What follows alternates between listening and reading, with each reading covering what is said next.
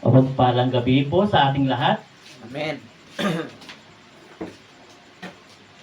At ating pong tatalakayin ngayong gabi ay ang huwag mawalan ng pag-asa.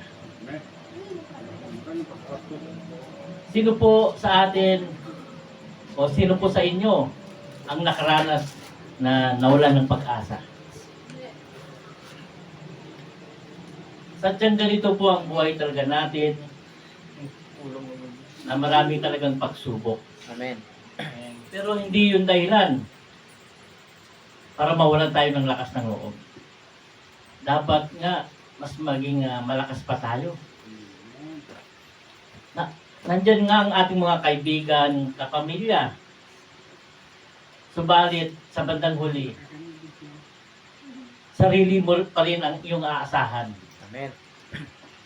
Kaya kahit anong mangyari, kumapit ka lang at isipin mo, may magandang plano ang Diyos para sa buhay mo. Amen. Ika nga nila, challenges will define your life. If you pass, then congratulations.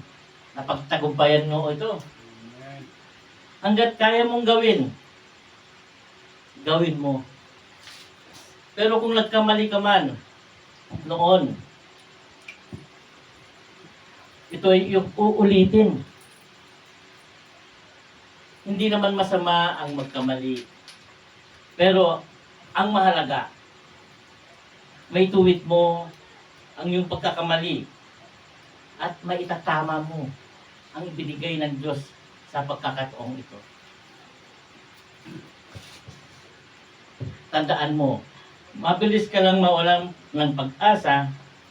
Ang mabilis mawalan ng pag-asa ay laging talo sa mundong ito. Ito ay kasama ng hamon ng pagsubok ay hindi pagsubok. Dumako na po tayo sa Jeremiah chapter 29 verse 11. Sapagkat nalaman ko ang pag-iisip na aking iniisip sa inyo, sinabi ng Panginoon, mga pag-iisip tungkol sa kapayapaan at hindi tungkol sa kasamaan, upang bigyan kayo ng pag-asa sa inyong huling wakas. Mga kapatid, wala po tayong maililihim o maitatago sa Panginoon. Maging ang ating iniisip ay alam niya. Dito po napapatunayan kung tayo ay patuloy na lumalaban sa mga pagsubok o sa ating mga problema.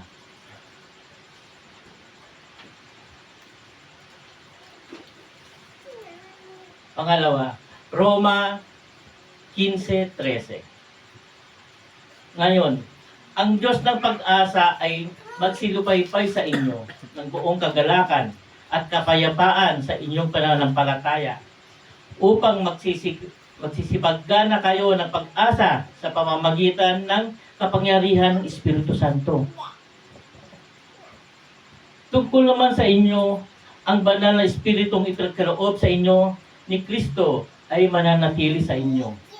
At hindi na kayo kailangan turuan pa ng iba, sapagkat ang magtuturo sa inyo ng lahat ng bagay at ang mga itinuturo ay pawang katotohanan at walang kasinungalingan. Yan po ang taglay po ng ating espiritu na binigay ng Diyos sa atin. Pangatlo, Hebreo chapter 6 verse 19. Ang pag-asa ay mayroong angklas ang ating kaluluwa na matibay at tunay na pumapasok sa loob ng tabernakulo. Nakaugalian na ni Moises na itayo ang tabernakulo sa isang malayong lugar o malayo-layo sa kampo. Tinawag itong tuldang tipanan ng Diyos ng mga tao at ng mga tao. Doon pumupunta ang sinumang nais sumangguni kay Yahweh. So meron na po tayong tabernakulo sa loob po natin. Ang gawin na lang po natin ay sumangguni sa Panginoon. Napakalapit po natin sa ating Panginoon. Amen. Mga paalaala ng pag-asa. Ang pag-asa ay isang mahalagang bahagi ng pananampalataya sa Diyos. Pangalawa, ang pag-asa ay nagbibigay ng lakas at pagtitiis sa gitna ng hamon ng pagsubok. Katulad po ni Job, sa gitna po ng kanyang mga pagsubok, nawalan po siya ng pamilya, ang kanyang minamahal sa buhay, anak, ari-arian, ay nawala. Ngunit ang kanyang pananampalataya ay nandun pa rin. Hindi po siya nawalan ng pag-asa sapagkat pinanindigan niya ang pangako ng Diyos sa kanya. Ang Diyos ay pinagmula ng pag-asa at siya ay laging nandyan upang magbigay ng tulong at gabay. Ito na po ang ating mga desisyon minsan sa ating buhay na pag nagtiwala ka sa Panginoon na may pag-asa na gusto mong makamit, gagabayan ka ng ating Panginoon.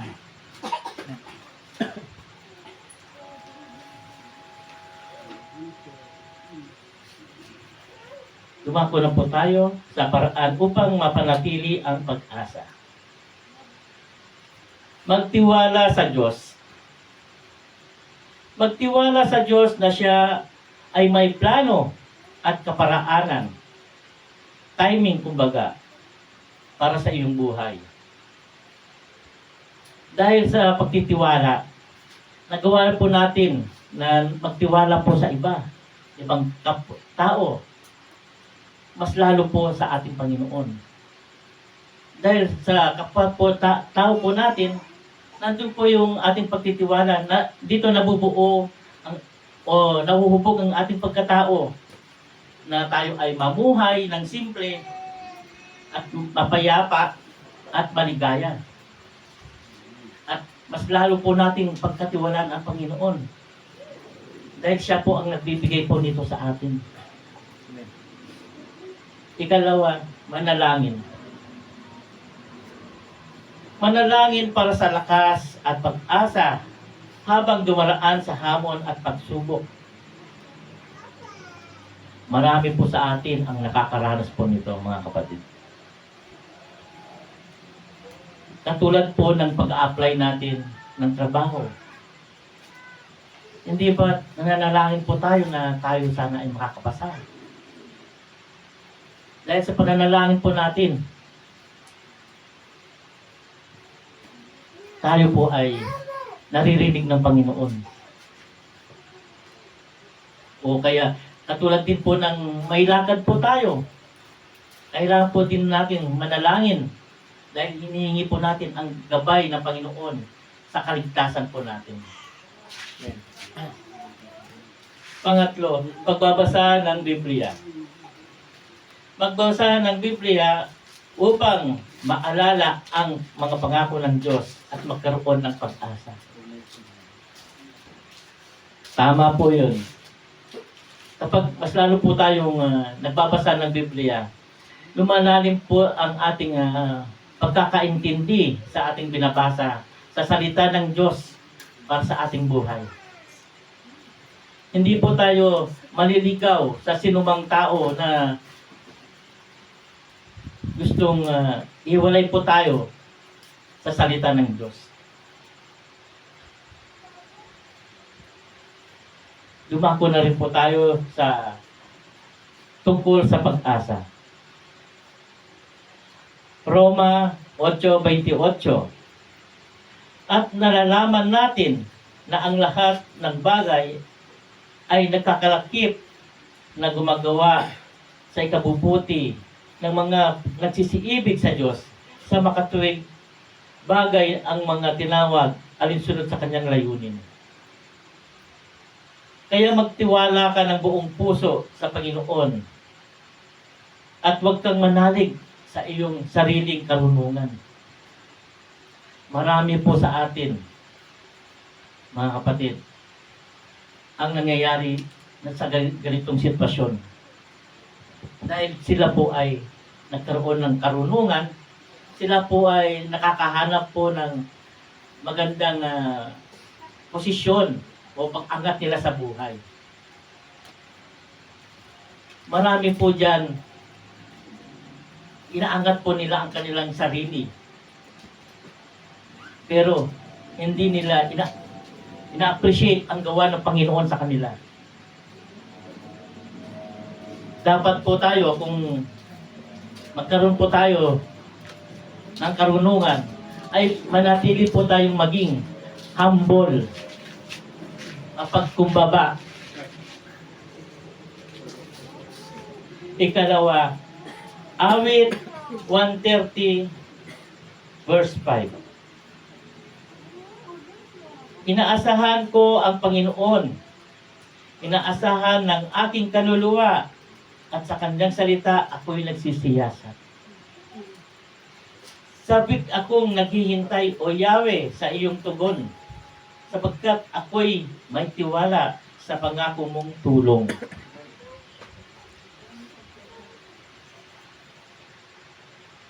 Lahat po tayo, di po natin magagawa ito kung wala ang pangako ng Panginoon sa atin.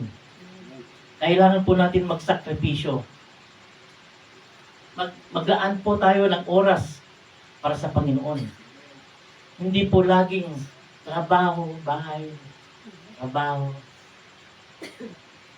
Dapat po pakainin din po natin ang ating espiritu ng salita ng Diyos.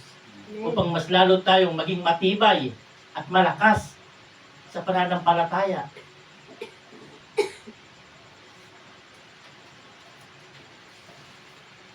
Ikatlo, Hebreo 10:23. Magpakatatag tayo sa ating pag-asa at huwag nang mag-alinlangan sapagkat ang pangako sa atin ay maaasahan. Sinabi ng Panginoon, tandaan mo ang bilin ko, magpakatatag ka at lakasan mo ang iyong loob. Huwag kang matakot o mawalan ng pag-asa sapagkat ako si Yahweh na iyong Diyos ay kasama mo saan ka man magpunta. Napakaganda po ito. Tayo po ay confident na saan po tayo magpunta, walang alalahanin sa buhay, tayo po ay ligtas sapagkat tayo ay kasama ng Panginoon.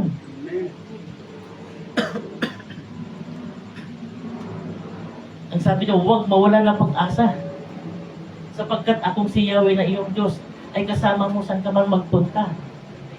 Kahit milyon-milyon pa yan na kalaban mo, hindi ka mapapahamak sapagkat hawak ka ng pangangalagaan ka ng Panginoon. Ika-4, Hebreo 3:6. Datapwat si Kristo gaya ng anak ay puno sa bahay, ang bahay niya ay tayo. Kung ating ingatang matibay ang ating pagkakatiwala at mamapuri sa pag-aasa natin hanggang katapusan. Kaya, pag pinanghahawakan po natin ang salitang pag-asa, kasama mo ang Diyos. Dahil ang nagbibigay ng pag-asa sa atin ay ang Diyos. Pag sinabi mong pag-asa, wala kang ipangangamba sa buhay mo. May mararating ka.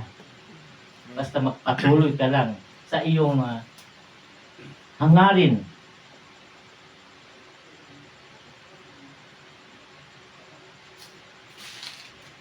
Kaya yung mga taong nawalan ng pag-asa sa buhay, sila yung walang pananampalataya. Patay ang kanilang espiritu.